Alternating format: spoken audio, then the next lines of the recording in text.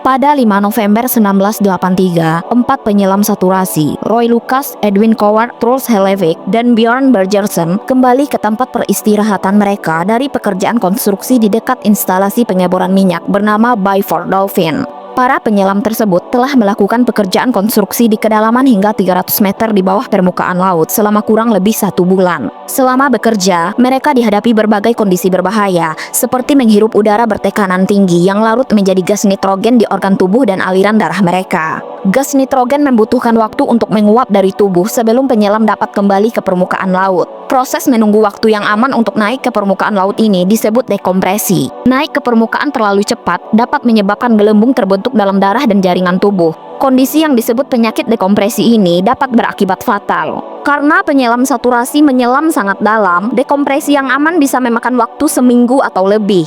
Alih-alih menjalani proses dekompresi yang melelahkan dan memakan waktu ini, penyelam saturasi menggunakan ruang yang didesain khusus yang memiliki tekanan yang sama dengan tekanan tempat mereka menyelam.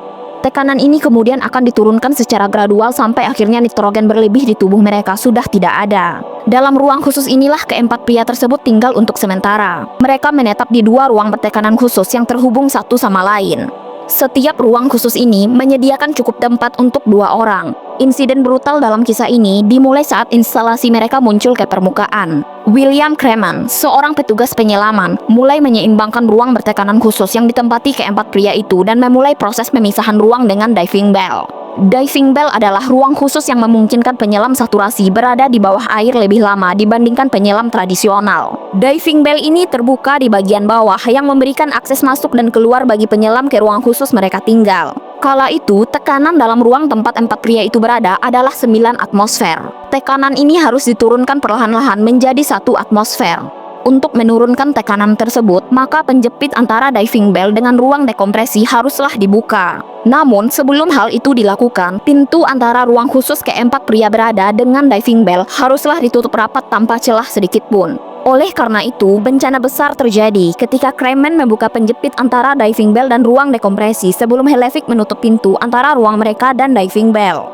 Hal ini menyebabkan fenomena yang disebut dengan ledakan dekompresi pada ruang khusus tempat para pria tersebut berada. Udara dari dalam ruang mereka tiba-tiba tersedot keluar dan melontarkan pintu diving bell dan langsung menghujam petugas yang mengoperasikannya dari luar. Hal ini langsung membunuh Kremen di tempat. Petugas penyelam kedua yang membantu Kremen hari itu, Martin Saunders, selamat tetapi mengalami luka serius.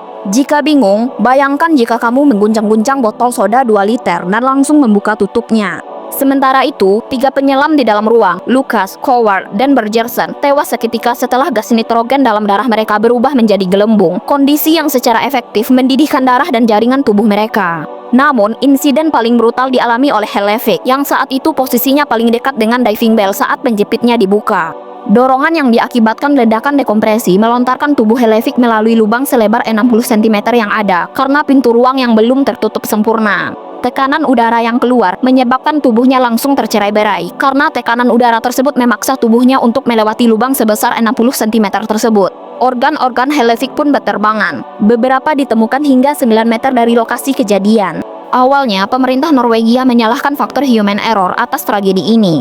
Tetapi setelah diinvestigasi kembali, ternyata pintu antara diving bell dan ruang khusus tersebut terbukti macet dan hal tersebut yang membuatnya tidak dapat tertutup saat insiden terjadi.